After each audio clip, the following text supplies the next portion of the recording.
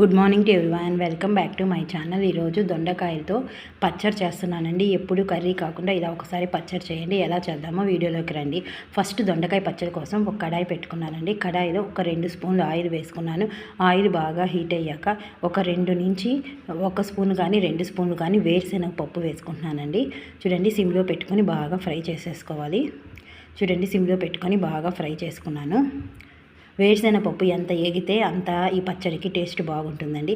అలాగే మీ కారానికి తగ్గట్టుగా 4 నుంచి 5 పచ్చిమిర్చి ఇలా చించి వేసుకోండి. చించి వేయడం వల్ల చిటపటం అనకుండా ఉంటుందండి. ఇవి కూడా సిమ్లో పెట్టుకొని మనం బాగా ఫ్రై చేసేసుకుందామండి.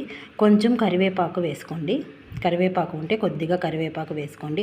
ఈ పచ్చడి టేస్ట్ అయితే చాలా చాలా బాగుంటుందండి. టిఫిన్స్లో కూడా చాలా బాగుంటుంది. జస్ట్ కొద్దిగా కరివేపాకు వేసేసుకొని సిమ్లో పెట్టుకొని మనం బాగా ఫ్రై చేసేసుకోవాలి.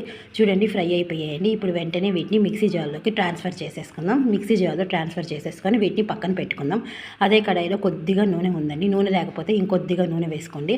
ఒక 1/4 కిలో దొండకాయలు సన్న పీసెస్గా కట్ చేసుకొని వేసుకున్నాను. చూడండి, సిమ్లో పెట్టుకొని మనం బాగా ఫ్రై చేసుకోవాలి. వీటిని కూడా దొండకాయలను కూడా బాగా ఫ్రై చేసుకోవాలి. ఒక 5 నిమిషాలు మనం హై ఫ్లేమ్లో పెట్టుకొని ఈ దొండకాయలు మగ్గించుకుంటే త్వరగా మగ్గిపోతాయండి. చూడండి, హై ఫ్లేమ్లో పెట్టుకొని దొండకాయలు మగ్గించుకుంటున్నానండి. కొద్దిగా చింతపండు కూడా వేసుకుంటున్నానండి. జస్ట్ కొద్దిగా చింతపండు వేసుకుంటున్నాను. సిమ్లో పెట్టుకొని మనం బాగా ఫ్రై చేసేసుకోవాలి. చిన్న టమాటా అయితే 2, పెద్ద టమాటా అయితే 1 వేసుకుంటున్నానండి. సన్న పీసెస్గా కట్ చేసుకొని వేసుకున్నాను. చూడండి, ఇవి కూడా సాఫ్ట్గా మగ్గిపోయే వరకు మనం బాగా మగ్గించుకోవాలండి. మూత పెట్టి మనం మగ్గించుకుందామండి. మూత పెట్టి సిమ్లో పెట్టుకొని దొండకాయ టమాటా బాగా సాఫ్ట్గా అయ్యే వరకు మనం మగ్గించుకుందామండి. కొద్దిగా సాల్ట్ కూడా వేసుకుంటున్నానండి. ఈ దొండకాయలు సరిపడినంత సాల్ట్ కూడా వేసుకుంటున్నాను. కొద్దిగా పసుపు కూడా వేసుకుంటున్నాను. సిమ్లో పెట్టుకొని బాగా మగ్గించుకుందాము. అంతలోపల మగ్గతా ఉంటాయండి. చూడండి, ఇవి ఇందాక మనం ఫ్రై చేసుకున్నాం కదా, చల్లారిపోయాయండి. ఒక 3 తెల్లబాయలండి తొక్కు తీసి వేసుకుంటున్నాను. కొద్దిగా జీలకర్ర వేసుకుంటున్నాను. ఫస్ట్ వీటిని మనం మిక్సీ పట్టేసుకుందామండి. దొండకాయలతో పాటు మిక్సీ పట్టుకుంటే అవి మెదగవండి. అందుకని ఫస్ట్ వీటిని కచ్చాపచ్చాగా మిక్సీ పట్టేసుకుందాము. ఆ దొండకాయలు కూడా ఫ్రై అయిపోయాయండి. వాటిని కూడా వేసుకొని మనం మెత్తగా మిక్సీ పట్టేసుకుందాము.